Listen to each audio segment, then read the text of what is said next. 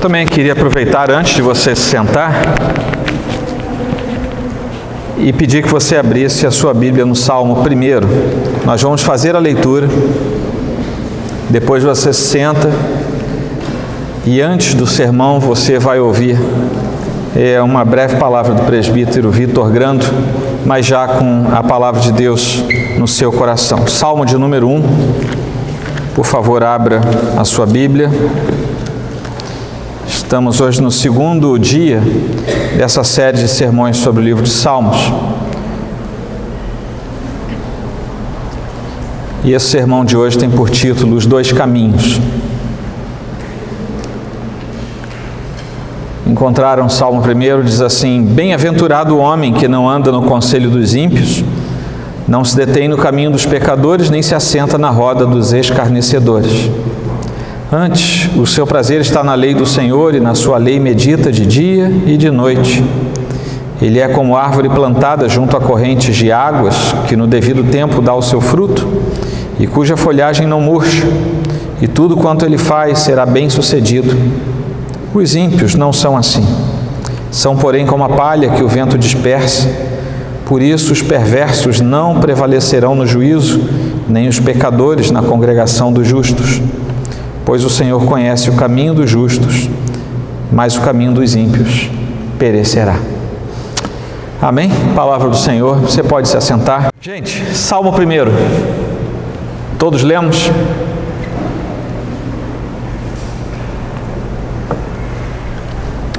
Salmo 1 está colocado aqui de propósito. Ele não apareceu aqui por acidente.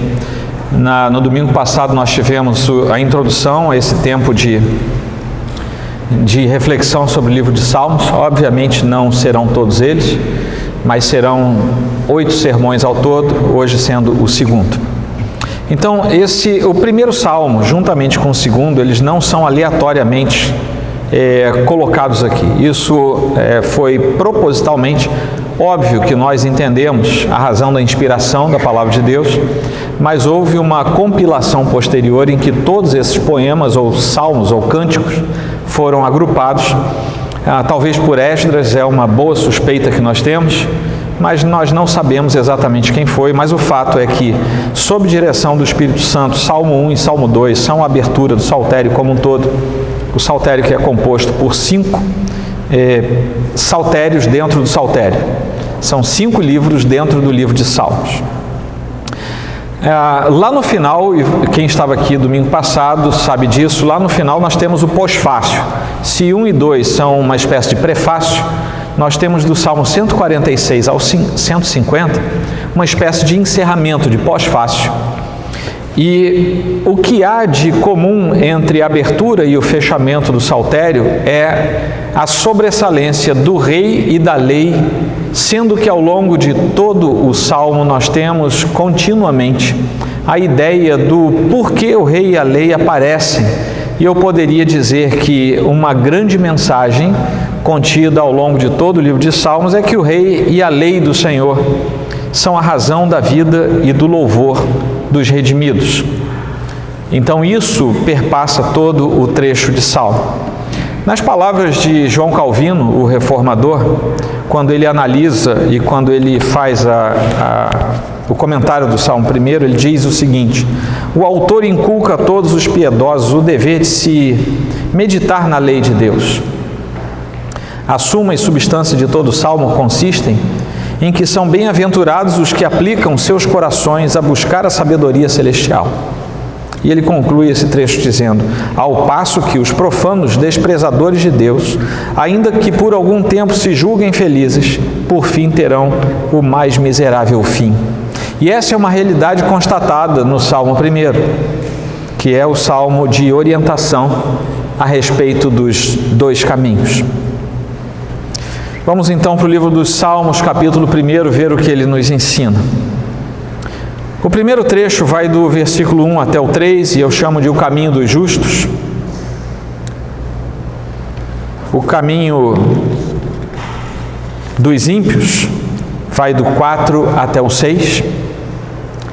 No entanto, o versículo 6 eu separo para que ao final nós tenhamos uma reflexão um pouco mais detalhada sobre ele, como uma espécie de súmula de tudo. O versículo 1 começa dizendo assim: bem-aventurado. Isso quer dizer alguém que é feliz. Não alguém que é feliz de qualquer jeito, mas alguém que é muito feliz. Quando lá nas bem-aventuranças, no Sermão do Monte, o Senhor vai dizendo bem-aventurado, bem-aventurado, bem-aventurado, Ele está dizendo, é muito feliz aquele que... E aí vem a bem-aventurança. Ou seja, é uma alegria que vai além da alegria normal, daquela alegria que nós sentimos e que pode ser tangenciada por coisas mais comuns. É uma alegria desdobrada por causa de algumas coisas que o próprio Deus nos permite viver. E no caso aqui do versículo 1, o salmista coloca que é muito feliz, é especialmente feliz, é profundamente feliz aquele que não faz três coisas. E ele diz que é muito feliz aquele que não anda no conselho dos ímpios, é muito feliz aquele que não se detém, aquele que não para, aquele que não fica no caminho dos pecadores, e é muito feliz aquele que não se assenta na roda dos escarnecedores. Então, no versículo 1, há uma tríade negativa que qualifica a pessoa que é muito feliz. Então, se você quer ser muito feliz, o mundo é doido para saber uma fórmula da felicidade, né? Todo mundo quer saber como ser feliz. O Salmo 1, no seu primeiro versículo, diz como você pode fazer para ser feliz. E você, para ser feliz, você tem que negar três coisas. Primeiro, não anda no conselho dos ímpios, ou seja, não anda atrás daquilo que os ímpios consideram como sendo bom e verdadeiro. Não se deixe levar por isso. Segundo, não se detenha no caminho dos pecadores, ou seja, não esteja com eles no lugar errado. E terceiro, não se assente na roda dos escarnecedores. Não fique, não permaneça onde os escarnecedores estão. O problema, meus irmãos, é que é muito fácil nós termos atitudes positivas para essas três ordens negativas. É muito fácil andar no conselho dos ímpios, é muito fácil nos determos no caminho dos pecadores e é muito fácil nos assentarmos na roda dos escarnecedores. E às vezes, quando você menos pensa, você tem aquele gelo na espinha, sabe aquele gelo de quando você leva um susto? Você tem aquele gelo na espinha e quando você para pensar, você está incorrendo numa dessas três coisas de modo positivo e não se mantendo afastado delas. A ideia do salmista é que o justo deve ter uma posição completamente oposta à posição dos ímpios. A ideia do salmista é que nós devemos ser tão opostos, que nós devemos ter aversão a tudo que não provenha da parte de Deus, a tudo que não seja proveniente do alto, ou seja, tudo aquilo que de certa forma é qualificado como sendo da impiedade, da injustiça, não deve fazer parte sequer da nossa dúvida, quanto mais da nossa aproximação. Então, no Salmo 1, o salmista qualifica a pessoa que é justa diante de Deus, não pelo que ela faz, mas pelo que ela deixa de fazer, o que é bastante peculiar. E é interessante que, se você prestar atenção, há uma sequência semântica nesses três verbos que denotam uma ordem negativa: não andar, não se deter e não se assentar. Você está andando, você está em movimento, você vai passar, mas você pode resolver parar. Isso atrai você mais para o lado negro da força, né? Isso leva você mais para perto da impiedade, porque você estava simplesmente passando, você resolve parar, isso é diferente. Mas uma vez tendo parado, existe o perigo seguinte, que é você simplesmente se assentar. E é interessante que na tradição, na literatura veterotestamentária, existe uma carga de informação muito grande em você estar assentado com alguém. Você estar assentado com alguém denota você ter comunhão, você ter prazer, você ter o comungar com aquela pessoa. Então, você estar sentado à mesa com alguém representa que você tem comunhão com aquela pessoa. É por isso que lá no Novo Testamento, Paulo diz a respeito de algumas pessoas: com esses vocês nem ao menos comam. Ou seja, não tenham a primeira identificação de comunhão, que é estar sentado à mesa com essas pessoas. Então, quando nós estamos andando perto dos ímpios, já é perigoso. Mas se nós nos detivermos para conversar com os pecadores no sentido de manter uma comunicação próxima com eles, isso se torna mais perigoso, porque já estamos no caminho deles.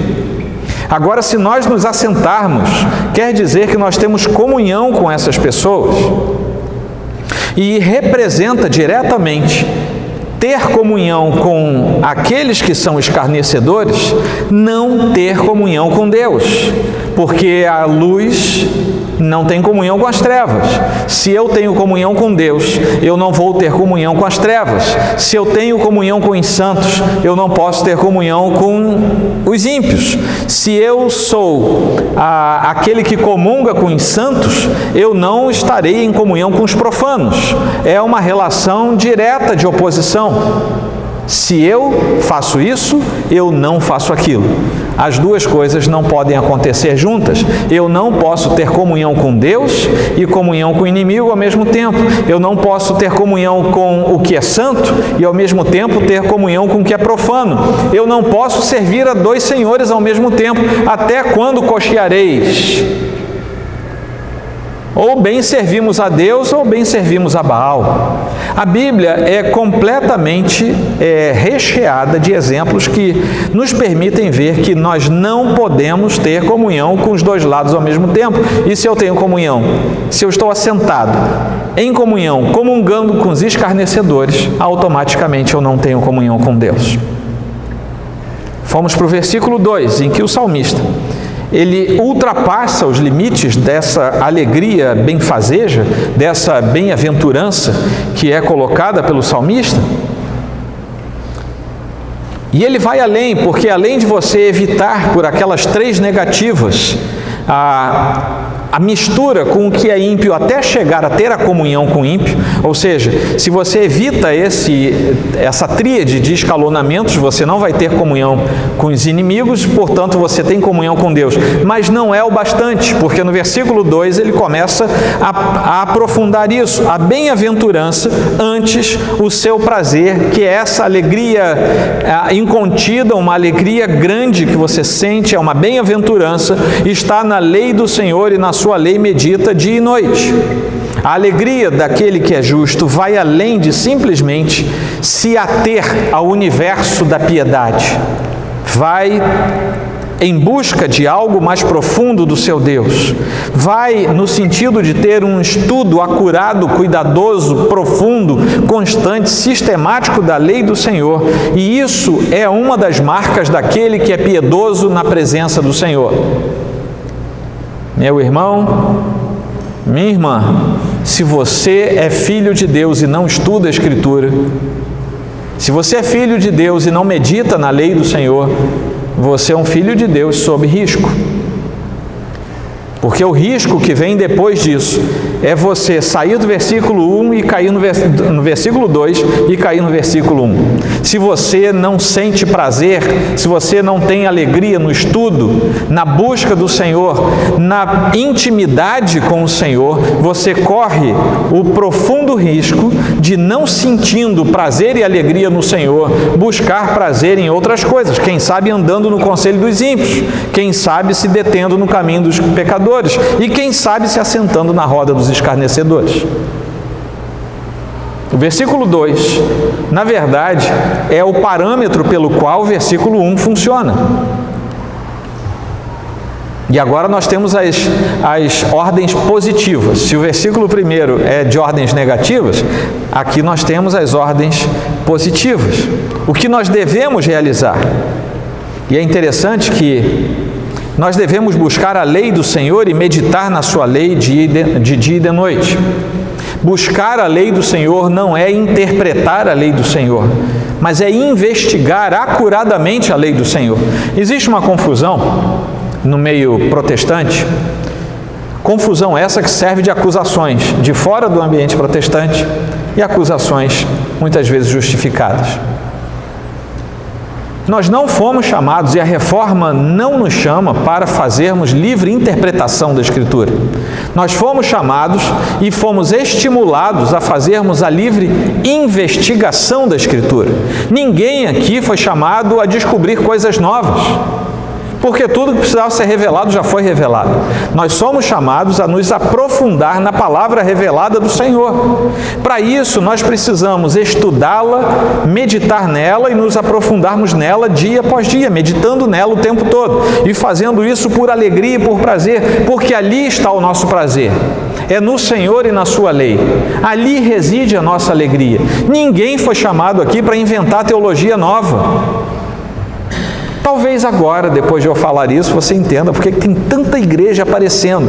E cada uma é porque o sujeito discorda da vírgula do outro. Vocês já notaram? A enorme maioria é assim. Bom, eu estou lá na igreja do reverendo Joel. Não, mas eu não concordo com barba. Então eu vou inventar agora a igreja dos sem barba. Porque eu descobri que na Bíblia tem um versículo que fala mal da barba. E o sujeito cria, às vezes, toda uma teologia, toda uma igreja, toda uma antropologia eclesiástica por causa da ideia de gerar novas interpretações. Nós não fomos chamados para isso. Nós fomos chamados para investigar, aprender e nos aprofundarmos na Escritura. Por lei aqui, nós temos que entender que o salmista não está falando apenas do trecho da Escritura veterotestamentária que era chamado pelos hebreus de lei. Eles chamavam a lei os profetas, né? Não. Ele aqui está falando de toda a revelação do Senhor. Toda a palavra do Senhor, que no tempo do salmista ainda não era completa e no nosso tempo já se completou. A revelação do Senhor já se completou e quando nós lemos aqui no Salmo, antes o seu prazer está na lei do Senhor, está dizendo para nós, antes o prazer do justo está em contemplar, estudar, se aprofundar em toda a revelação dada por Deus para nós, não as novas revelações, mas a revelação que está contida no cânon, que nos foi deixado como herança pelo Senhor, sob inspiração, o cânon que é inerrante e que tem todas as respostas que nós precisamos para a nossa vida, inclusive sobre como não entrarmos nos convites da impiedade, como está no versículo 1, e nos mantermos assiduamente fiéis ao nosso Deus, pela meditação e pela contemplação, meditando, dia e noite, que quer dizer meditando para toda a sua vida. Não quer dizer que você ponha um despertador às 6 horas da manhã, agora eu vou meditar porque é dia. E quando escurece você diz, agora eu vou meditar porque é noite. Isso é farisaísmo com horário, né? Você transforma o seu relógio num fariseuzinho para ajudar você. Não, aqui a metáfora do dia e noite quer dizer todo o tempo eu vou meditar na lei do Senhor, porque ela me dá prazer. É com alegria que eu faço isso. Eu mergulho na lei do Senhor. Por quê? Porque eu consigo observar aquilo que o versículo 1 me dá como orientação negativa e eu agora estou seguindo aquilo que o Senhor me dá para fazer. Versículo 3, que diz assim, ele é como árvore plantada junto à corrente de águas, que no devido tempo dá o seu fruto e cuja folhagem não murcha, e tudo quanto ele faz será bem sucedido. Eu não falei que o povo tem uma intensa busca pela felicidade? O versículo 1 e o versículo 2 dizem como sermos felizes. Mas as pessoas também têm uma intensa busca pelo sucesso, né? Deve ter livro por aí, como ser bem-sucedido. Deve ter um monte de pastor coach pregando agora, né? Como você obter o sucesso, como ter uma carreira de sucesso, uma carreira cristã de sucesso, sei lá como é que o sujeito vai falar, né? Mas o fato é que o versículo 3 também é uma aférese do que seria ser bem-sucedido. Não segundo o mundo, mas segundo o olhar do próprio Deus. De que forma os que temem a Deus são considerados felizes? De que forma os que temem a Deus podem ser considerados podem ser considerados pessoas que são bem-sucedidas? O que nós vimos até agora é que o sucesso depende de estar com Deus e andar segundo Deus e as suas definições para a nossa vida, tanto quanto à intensa alegria e felicidade, quanto ao próprio sucesso. E uma vez que nós obedecemos a Deus naquilo que tange os 2 primeiros versículos, nós vamos ser justos, porque é isso que os 2 primeiros versículos dizem, mas vamos ser justos com um qualificativo. Nós vamos ser justos com muita saúde espiritual. E por causa disso, por sermos justos e saudáveis diante do Senhor, nós vamos ter sucesso. Se quer ser feliz, leia os versículos 1 e 2. Se quer ter sucesso, vá para o versículo 3. O salmista lança aqui um contraste profundo ao descrever uma árvore saudável. Eu não sei se você já prestou atenção, mas quando você descreve alguma coisa, você tem alguma coisa que não é aquela coisa que você descreveu, que você pode ter na sua mente. Deu para entender? Por exemplo, se você... Não? Então vou explicar de novo.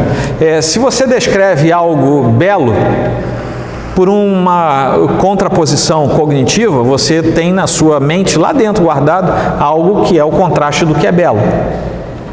Tá? Isso depois você pode traduzir assim por forma muito superficial, numa ideia talvez de tese de antítese, tá? Dentro de uma estética possível. Tá? Vou colocar assim só para a gente entender o que eu estou falando. Então, quando você descreve uma árvore bela, frondosa, com folhas que não murcham, com frutos frondosos, saudáveis, saborosos, plantada essa árvore à beira do rio, você também tem uma outra árvore que é possível, que não corresponde exatamente a essa descrição. Talvez uma árvore não tão feia, não sem viço, mas uma árvore que não dê o principal que o salmista descreve. Porque o salmista descreve 2 coisas. Essa árvore ela é saudável. E ela é saudável porque tem uma identificação de saúde. As suas folhas, elas têm viço, elas não murcham. Você já viu uma árvore cuja folha não murcha? É uma árvore perenemente saudável. E essa árvore, ela também tem uma utilidade muito grande, porque ela no tempo certo dá um fruto. E esse fruto deve ser um fruto interessante, porque o salmista, sob inspiração de Deus, coloca isso aqui. E tudo quanto ele faz, esse sujeito que parece com essa árvore, tudo quanto ele faz, será bem sucedido. Eu falei que aqui tinha uma chave do sucesso, não falei? É possível que você também tenha uma árvore aparentemente bela, mas uma árvore, por exemplo, cujas folhas de tempos em tempos murchem. Essa folhagem, essa árvore não é mais essa. É possível que você tenha uma árvore também muito bonita, muito frondosa, dê boa sombra, mas os frutos não são bons. Você já deve ter visto aqui, o pessoal mais antigo, que nem eu, assim, ainda viu fruta no pé, né? Agora só vê fruta em caixa, né? Já na forma líquida. Mas a gente viu fruta no pé, né? A gente viu galinha andando, a gente viu vaca mugindo, a gente viu fruta no pé. E é interessante que tem árvores que são assim. Eu não sei se alguém aqui já viu. Rapaz, aquela manga desse tamanho, o sol vai batendo e você fica doido para pegar aquela manga, e ela vai ficando rosa conforme o tempo vai passando, ela vai amadurecendo, aí chega o tempo, você dá aquela apalpada assim na manga, ela já está de vez, aí você pega, aí você embrulha no jornal, só para ela ficar mais doce, no dia seguinte você vai comer. A infeliz é aguada e cheia de fiapo. O que ela tinha de bonito tem de ruim. E é interessante que se você quiser guardar caroço de fruta para plantar, você vai dizer, dessa aqui eu não planto, porque vai sair manga tão ruim quanto essa. Na oposição dessa árvore, e eu me permito devagar e ver uma árvore como essa, talvez muito bonita, talvez com frutos bonitos, mas que não são bons. Lá no Salmo 37, nos versículos 35 e 36, o salmista nos diz assim: vi um ímpio prepotente a expandir-se qual cedro do Líbano, que era a árvore considerada a árvore dos tempos bíblicos, dos tempos antigos. Passei e eis que desaparecera. Ora, como é que um cedro do Líbano desaparece? Procurei-o e já não foi encontrado. Ainda hoje, meus irmãos, é possível nós nos encontrarmos com ímpios. Aqui está falando do ímpio. É possível nos encontrarmos com ímpios prepotentes naquilo que eles são ou naquilo que eles alcançaram.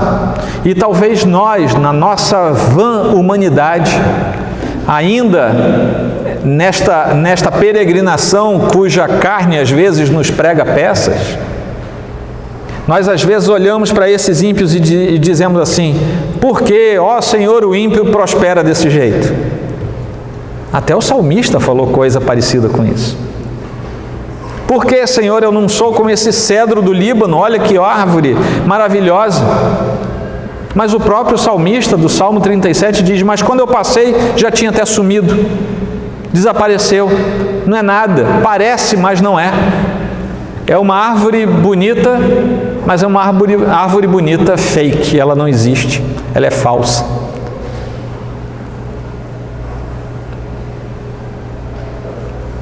É uma galhada infrutífera que não dá bons frutos, não dá sementeira boa, não traduz o bem de Deus, não gera a bem-aventurança, não dá a alegria e a felicidade permanente, a grande alegria do Senhor.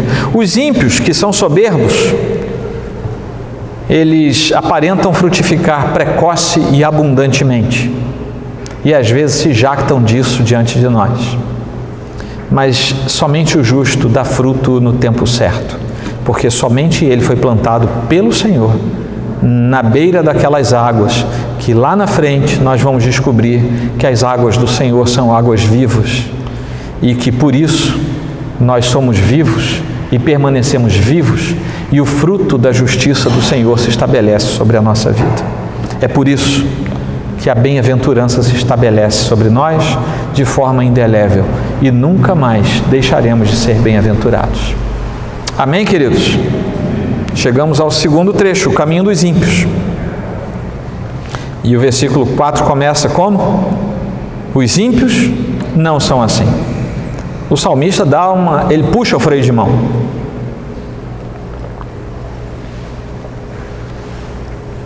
Há um forte contraste que surge aqui na escrita deste cântico, porque se o justo é como uma árvore frondosa à beira das águas, talvez a imagem que o salmista tenha do justo, do injusto, do impenitente, não seja nem aquela imagem até bonita que eu tentei dar para vocês, embora fake no final, mas até bonitinho.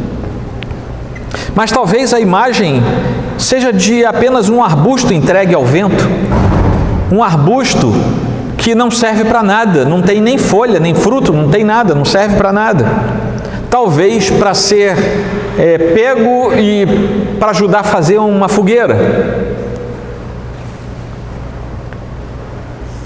Jeremias 17, 5 e 6 diz assim: assim diz o Senhor, maldito o homem que confia no homem.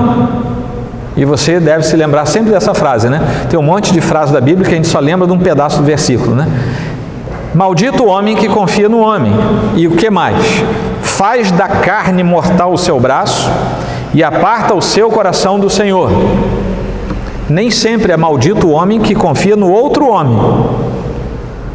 Comumente é maldito o homem que confia no seu braço mortal. Maldito o homem que confia no homem. Porque será como um arbusto solitário no deserto. Olha só. E não verá quando vier o bem, antes morará nos lugares secos do deserto, na terra salgada e inabitável. Há um contraste violento entre aquela árvore plantada cujas folhas não murcham e dá fruto no tempo certo, e um arbusto que não serve para nada. Um é bem-aventurado, o outro é maldito. Um percebe a lei do Senhor e medita nela dia e noite. Outro nem sequer percebe o bem quando passa perto. E não verá quando vier o bem. Ele não vai ver o bem. Ele não percebe. Os seus olhos não são abertos para o bem.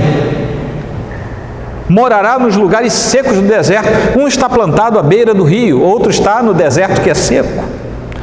E é por isso que um é bem-aventurado e o outro é maldito. E quando nós juntamos isso que Jeremias fala com aquilo que o salmista falou, o que nós temos é uma razão de disparidade. O justo tem o seu foco na lei do Senhor, mas o ímpio não consegue nem ver o bem passar perto dele. E por isso ele perde a possibilidade de conhecer o Senhor e de meditar na sua lei dia e noite. Agora, se ele não vê o bem passar perto dele, ele precisa que os seus olhos sejam abertos, porque ele não consegue abrir os seus olhos sozinho. Quando chegamos ao versículo 5, nós vemos, por isso. Então ele agora já está começando a dar o resultado da história. Por que que isso tudo acontece? E ele então já está começando a nos dar a definição final de tudo. Por isso os perversos não prevalecerão no juízo, nem os pecadores na congregação dos justos. A explicação final é de que Deus conhece os dois caminhos, conhece o caminho dos justos e conhece o caminho dos ímpios. E por que que Deus conhece esses caminhos? Porque foi o próprio Deus quem estabeleceu os dois caminhos. Sendo que, diante da iminente destruição, por exemplo, ainda lá em Jeremias, da iminente destruição, Deus ordena, por exemplo, que o profeta Jeremias, lá no capítulo 21, diga: a este povo dirás, assim diz o Senhor, eis que ponho diante de vós o caminho da vida e o caminho da morte. Quando aqui no Salmo 1 nós temos dois caminhos, um caminho do ímpio que conduz à morte, um caminho do justo que conduz à vida, um caminho da morte que conduz à maldição e um caminho da justiça de Deus que conduz a uma bem-aventurança, uma alegria indizível. E quando nós juntamos isso à fala do profeta Jeremias, nós vamos entender o seguinte: tudo bem, existem esses dois caminhos, no entanto, foi Deus quem colocou esses dois caminhos diante da nossa espécie. Os dois caminhos foram colocados lá por Deus. Quando nós chegamos ao Salmo 80, a partir do versículo 8, ali no versículo 8 há uma frase que diz assim: trouxeste uma videira do Egito. E ali o salmista está falando sobre isso, sobre Deus trazer uma sementeira, uma videira do Egito. E no transcorrer do Salmo 80, essa videira se transforma numa árvore frondosa. Ora, muda até de espécie, né? Sai de uma videira, que é uma trepadeira, e vira uma árvore frondosa. Isso é uma clara alusão à salvação que Deus proporciona àqueles a quem Ele chama, Ele próprio tirando a sementeira de um lugar pernicioso como o Egito e colocando no lugar que Ele próprio definiu. E por fazer isso, aquela videira se transforma numa árvore frondosa, que tem tudo a ver com a árvore do Salmo 1, que tem tudo a ver com uma árvore que se fala, se registra no Gênesis, tem tudo a ver com uma árvore que se registra no Apocalipse, tem tudo a ver com uma árvore que perpassa toda a história da redenção como metáfora para nós sabermos, inclusive, que da árvore foi tirado o madeiro na qual o Senhor foi pendurado. Até porque, tanto em Apocalipse quanto em 2 Pedro, o Senhor é pendurado no madeiro, ele tem o seu madeiro. E lá em Apocalipse, quando se traduz por cruz, é a mesma palavra que Pedro usa por madeiro. Nós temos uma conexão muito próxima aí. O ímpio não percebe que a sua vida se degrada até que a sua vida se perca. E quando a vida do ímpio se perder, isso será irreversível, não há volta.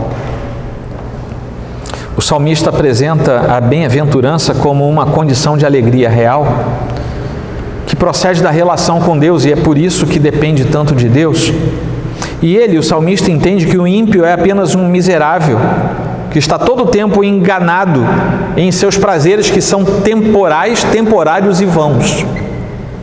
Enquanto que a bem-aventurança, que é o prazer inenarrável do que é justo, é permanente, é intenso, é duradouro, é eterno. Calvino diz assim: uma vida feliz depende de uma sã consciência, e que, portanto, não é de admirar que o ímpio, de repente, se veja sem aquela felicidade que julgara possuir.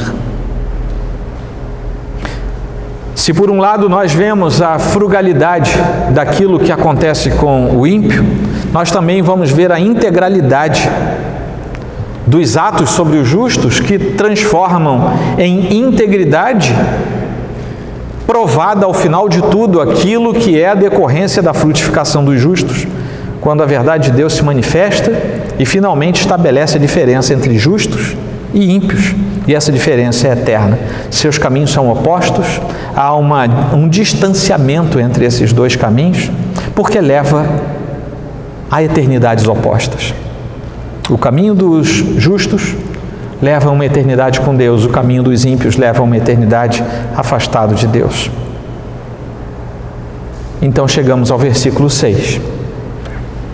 Pois o Senhor conhece o caminho dos justos, mas o caminho dos ímpios perecerá. A explicação ao final desse salmo é uma explicação natural para quem conhece a lei do Senhor. É porque Deus conhece ambos os caminhos. Nós já vimos lá em Jeremias que foi Ele que estabeleceu ambos os caminhos. Mas quando nós chegamos a uma revelação mais ampla, quando chegamos ao Novo Testamento, nós vamos descobrir algo além ainda do estabelecimento dos dois caminhos. Nós vamos descobrir que o próprio Senhor é o caminho. O próprio Deus encarnado, Ele sendo Deus e que tinha estabelecido um caminho de bênção e um caminho de maldição, Ele mesmo se declara como sendo a encarnação do próprio caminho. Ele é a encarnação da verdade, Ele é a encarnação do amor, Ele é a encarnação da humanidade, inclusive, mas Ele é a encarnação desses atributos. E Ele declara claramente que Ele próprio é o caminho.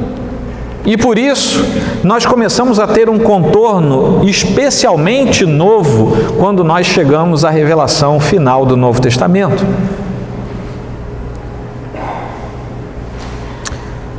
Lá em João 14,6 ele diz: eu sou o caminho e a verdade e a vida. Ninguém tem.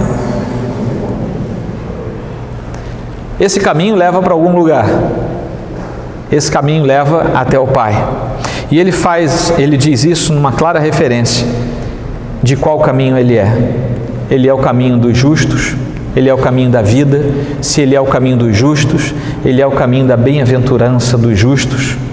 Ele, portanto, é o caminho onde não se trafega impiedade, mas se trafega apenas a justiça diante de Deus.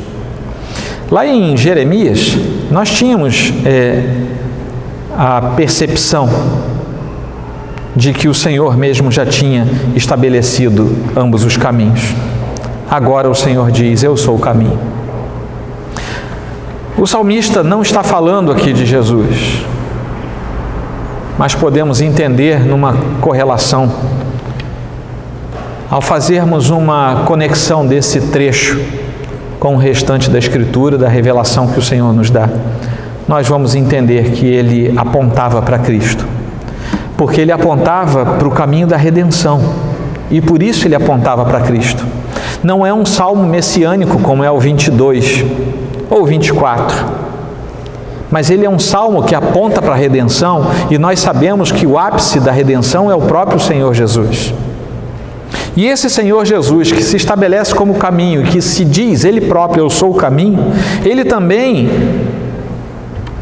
nos estabelece uma garantia, porque Ele sendo o caminho e Ele sendo o próprio aio da garantia, Ele diz o seguinte, Paulo nos diz o seguinte: Jesus, que é o caminho, começou uma boa obra em vós e há de completá-la até o dia de Cristo Jesus. Vejam bem, o texto bíblico, quando nós fazemos esse passeio, nos diz o seguinte, voltando, resumindo, nós temos um caminho de justiça.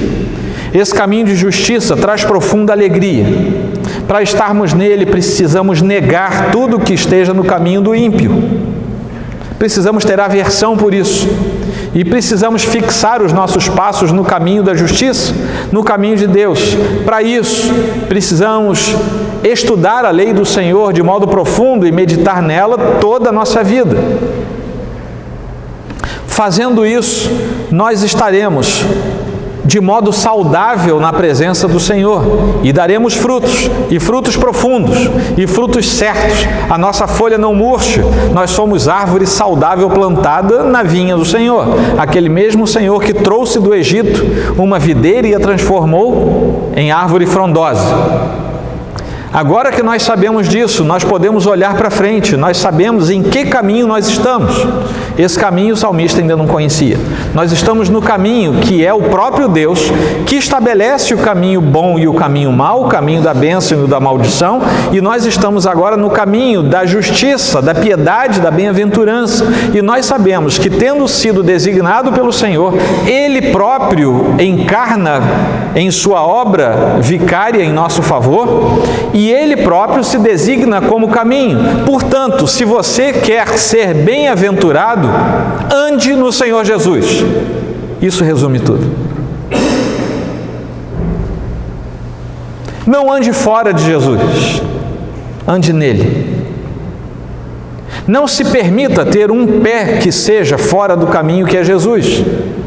Porque agora que nós já sabemos integralmente que caminho é esse, nós temos que fixar os nossos pés nele.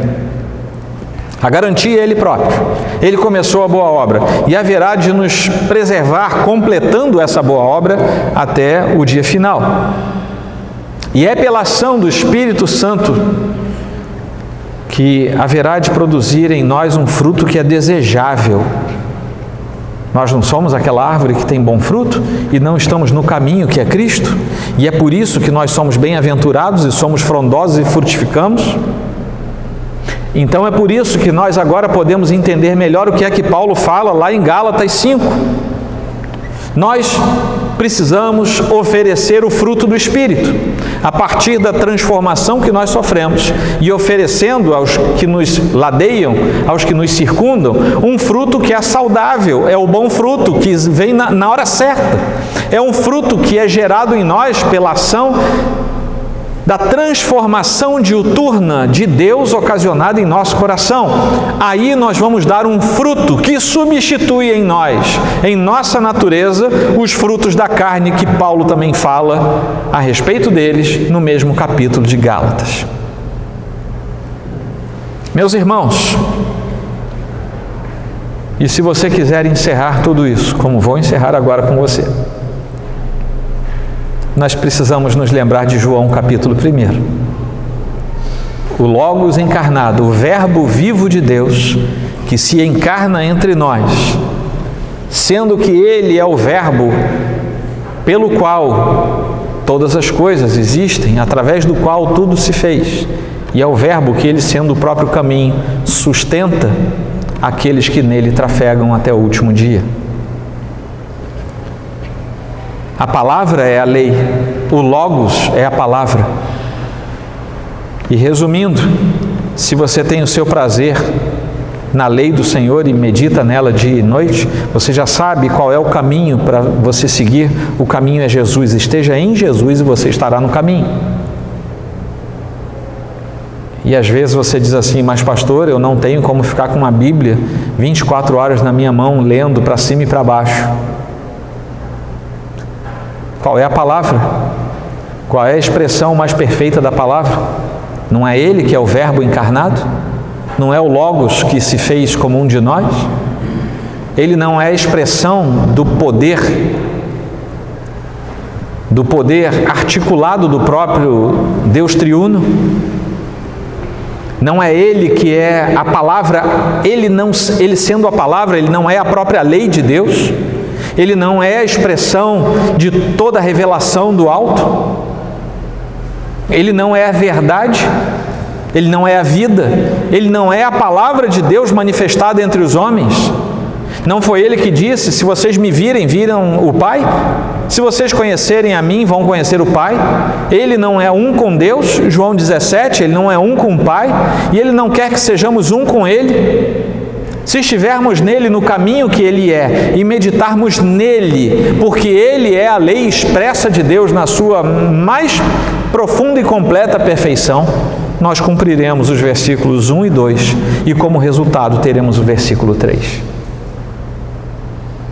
Amém? Deu para entender? É simples, porque o Senhor é quem nos guia tudo isso. E o que nós vamos levar para casa? Esse sermão de hoje quase que veio com legenda, né? Para todo mundo entender tudo. E eu espero que você tenha alcançado essas conexões. O meu apelo a você, como membro desta igreja ou como pessoa querida que frequenta assiduamente aqui, é que você olhe para o versículo 1 e se mantenha na negativa dessas 3 ordens. Não brinque com essas 3 possibilidades. E se você já está pensando em se deter ou se assentar, para de andar perto. Seja puro, porque Deus é puro, o que quer dizer seja santo, porque Deus é santo. Não brinque com essas coisas. Não ande na beira do abismo, porque é fácil pisar numa pedrinha solta e cair lá embaixo. Mantenha-se longe da impiedade, da pecaminosidade e daquilo que escarnece. Mantenha-se longe disso. Tenha aversão por essas coisas. E todo mundo aqui sabe do que eu estou falando agora. Segundo ponto. Olhe para a lei do Senhor, que é toda a revelação do Senhor. E ao final das contas chegamos à conclusão que o próprio Senhor é o alvo da nossa meditação, o próprio Senhor Jesus. Mas não se esqueça, você tem em mãos um tesouro inenarrável, inerrante, suficiente, perfeito, para que o seu coração seja edificado no Senhor. Você está numa igreja que oferece vários recursos ao longo da semana, para você não ficar sem o acesso. Mas não é apenas isso, é você na sua casa, é você na sua particularidade, na sua individualidade. Não deixe de meditar no Senhor dia e noite. Eu não vou falar para você ser frondoso e dar fruto, porque você não tem como fazer isso. Você tem como ter isso de modo resultante. Você tem que prestar atenção no versículo 1 e 2 e deixa que Deus transforma você no versículo 3. Não queira dar frutos por conta própria, porque os seus frutos virão como frutos da impiedade. Nós somos assim. Nós somos falhos. Não dá para a gente fazer isso. Não queira ser santo sem andar com o Deus que é santo. Não queira ser piedoso sem que a piedade do Senhor invada seu coração. São essas coisas que nós ensinamos para as nossas crianças e que às vezes a gente precisa se lembrar. E meus irmãos, Deus conhece os nossos caminhos. Deus sabe se estamos no caminho da maldição ou no caminho da bem-aventurança. E o convite que o Senhor faz é que você não saia do caminho da bem-aventurança por nada. Mas há um segundo convite, é que você deixe o caminho da impiedade e da maldição e venha para o outro caminho. No entanto, honestamente falando, à luz da Escritura, você não tem como sair sozinho do caminho da impiedade. Porque para isso você precisa entrar em Cristo, porque Ele é o caminho. E você só entra em Cristo se Cristo chamar você para entrar nele. O meu pedido nessa noite ao Senhor é que ninguém saia desta reunião pública, deste culto público ao Senhor, sem conhecer o confronto do convite do Senhor. Esse confronto derruba